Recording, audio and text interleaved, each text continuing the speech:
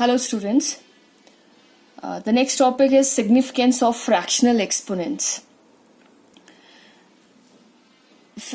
We'll learn to deal with the numbers with fractional powers.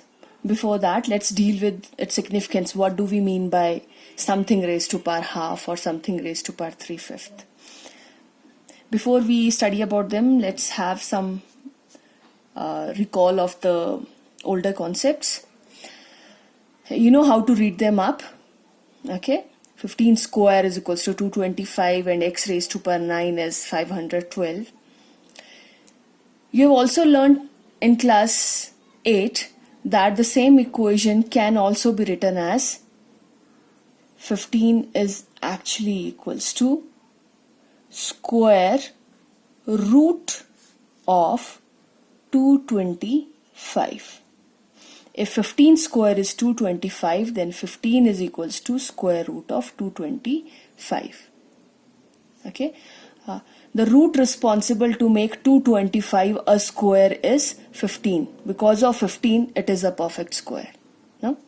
Similarly, 5 is actually cube root of 125. And 6 is equals to cube root of 216. Then 2 is actually equals to fifth root of 32. In fact, I gave you these sums in class 8.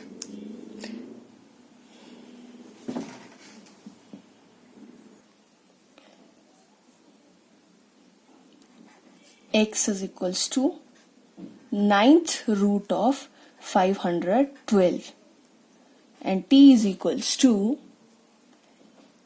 10th root of 59049.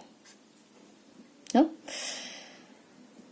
Finding out squares, cube, finding out anything raised to power 5, 7, 9, 10, it's an easy task. Okay? But finding out square root, cube root, fifth root, seventh root, ninth root it's a bit tedious task. I mean, if you have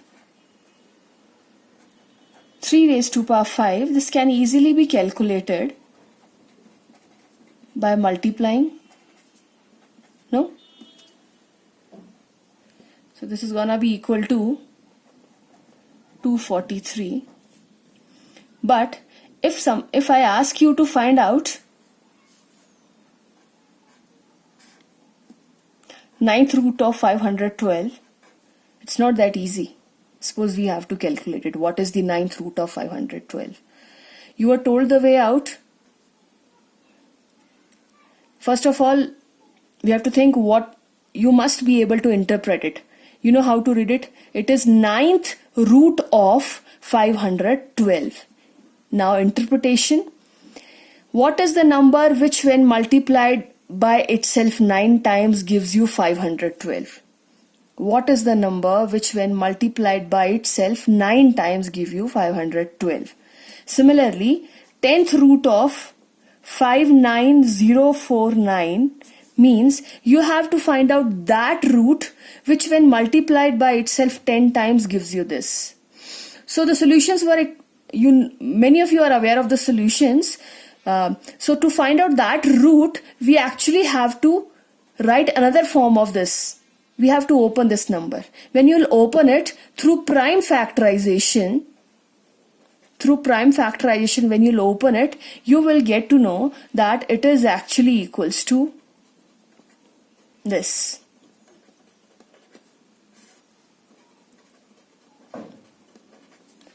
So the ninth root of 512 means the ninth root of 512. This is also 512, but in the prime factorization form. So ninth root of 512 is actually equals to 2. By writing 512 in this form, we get to know that 2 is 9 times in this. So now we can write ninth root of 512 is equals to 2. Similarly, if you have to find out 10th root of this number, we have to write down another form of this number. Which form? The prime factorization form. So 10th root of this number means 10th root of its prime factorization form. And again, for that you have to open this number by prime factorization technique. Okay? 5, 9. When you will open this number, you will get to know that the answer for this is, means the prime factorization for this is this.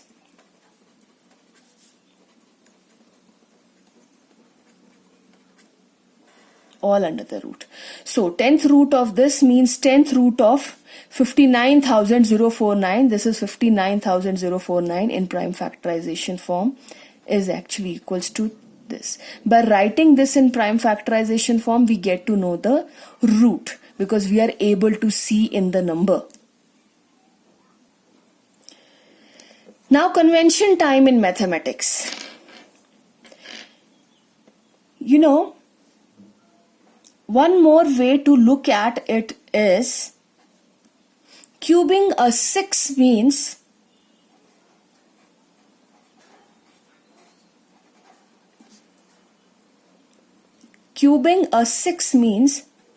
writing its prime factors 3 times. No? 6. Writing 6 3 times and writing its prime factors 3 times. It's writing 6 3 times and writing its prime factors 3 times. It's the same thing, no? So now why am I talking about in terms of prime factors? Because it's the convention time in mathematics. Okay. See what we have done here. When we were taking out root, 512 is not written one time. Means, what did we do? This full was 512, but what did we choose? Only 2. No? So, and this 2 was 1 out of 9. No? So 512, in fact, 9th root of 512 can be written as 512 raised to power 1 over 9. Why? 6 raised to power 3 means writing its prime factors 3 times. 512 raised to power 1/9 means writing its prime factors 1/9 time, not even one time, just 1/9 time. So its prime factors were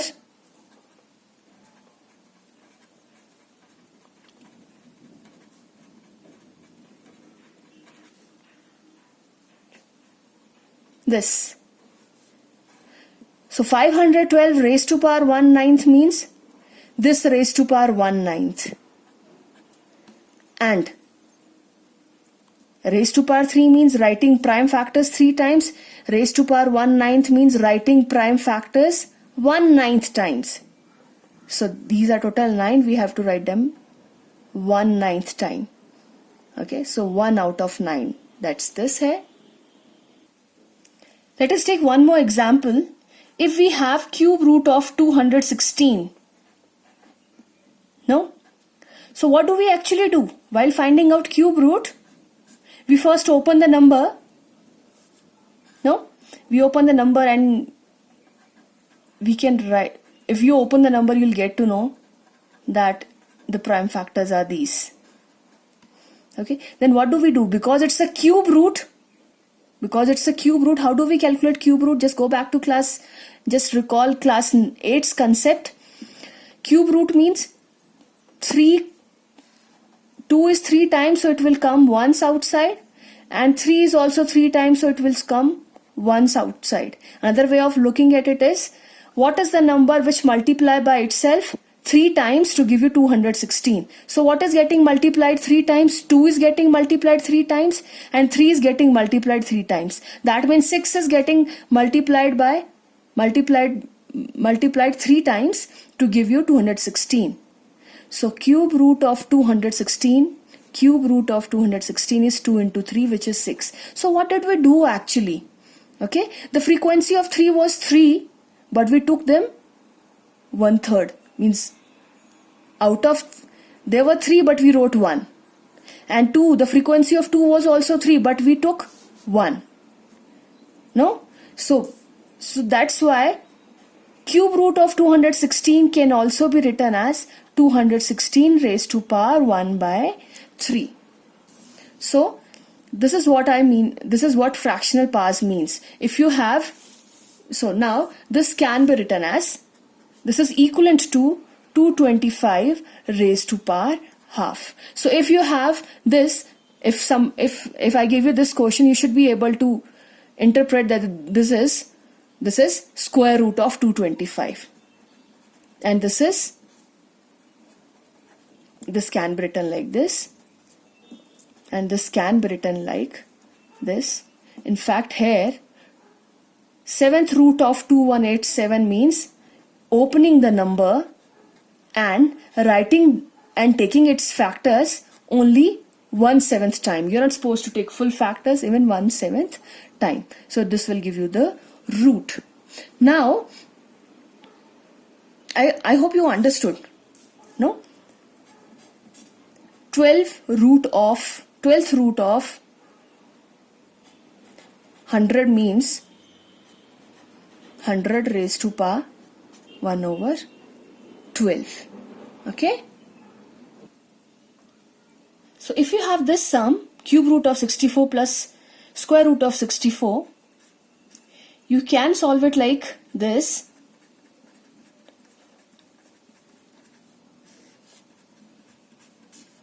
I'm opening the number.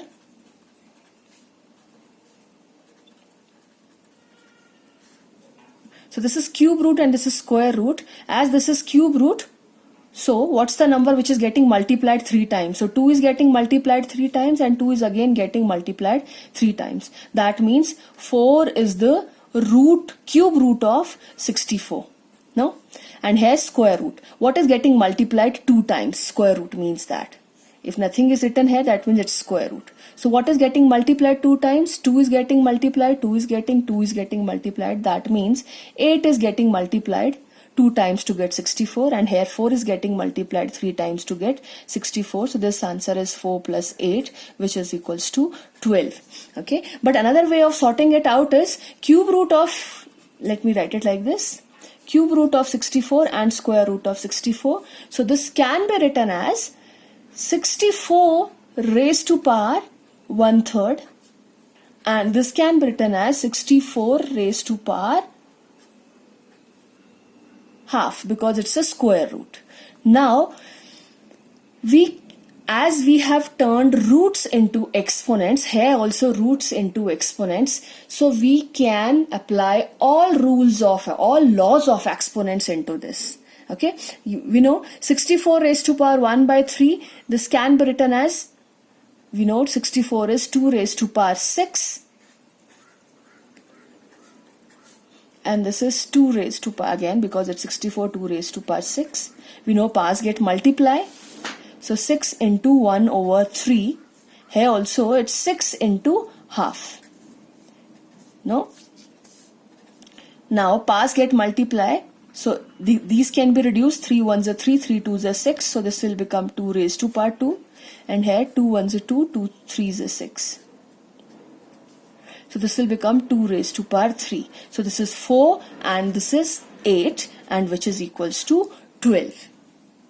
Sir, this is not mere a brainstorming exercise, but it actually gives insight into many concepts in maths. Suppose you have a question, arrange following in increasing order, and it's cube root of 4, 7th root of 16 and 5th root of 8. So who's gonna help us out here? Only our concept. Okay. We don't have much insight into irrationals, but this fact that these roots can be written as fractional powers can give us one more way out to look at them. Okay, so this can be written as 4 raised to power 1/3. No? And this can be written as 16 raised to power 1/7. No? And this can be written as 8 raised to power 1/5. Okay? Still they are tough to calculate, but you know this is 4, 16 and 8, and all of them can be reduced into the into means as base 2. So this can be written as 2 square 1/3. 16 can be written as 2 raised to power 4 and 1/7 then, and 8 can be written as 2 raised to power 3 and 1/5. Here you can see this is 2 raised to power, the powers will get multiply, 2 raised to power 2/3, and this is 2 raised to power 4/7, and similarly this is 2 raised to power 3/5. Now the bases are same. So here which one is gonna be bigger or smaller can easily be checked through their powers. Who has the greater power is gonna be the greater number. So its power is 2/3, its power is 4/7, and its power is 3/5. Now you know very well how to compare fractions. So by comparing the fractions you can actually compare the powers, and therefore you can compare these numbers. Let us take one more example. Suppose we have 81 raised to power 3/4. No need to put bracket here. Suppose I have 81 raised to power 3/4. Now this can be written as 81 raised to power 3 whole raised to power 1/4. And in that ways this is actually equals to who raised to power 1/4? This. So this can be written as 4th root of 81 raised to power 3, and then 4th root of 81 into 81 into 81. So 4th root of this means what is the number which is 4 times inside. Here we cannot find that number, but prime factorization is yet to be done. This is 181.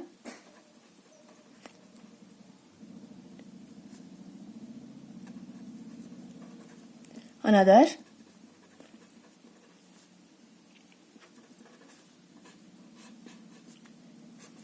So this. Now what is 4? What is 4 in this? 4 times. So 3 is 4 times. Then again 3 is 4 times. Then again 3 is 4 times. That means 4th root of 81 into 81 into 81 is, which means 27. Oh, very sorry. You can look at the procedure now. Okay. This can also be written as 81 raised to power 1/4 and whole raised to power 3, because 3/4 is 3 into 1/4 or 1/4 into 3. Multiplication is commutative. Now this can be written as 4th root of 81 and then whole raised to power 3. 4th root of 81 is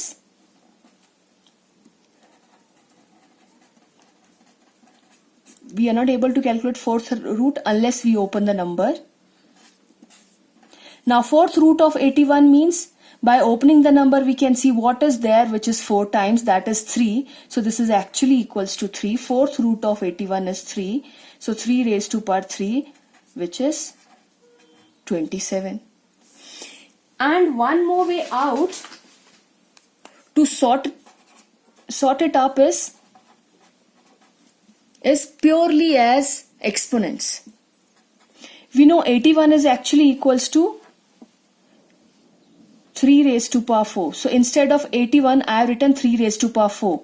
81 raised to power 3/4 means this. Now power will get multiply.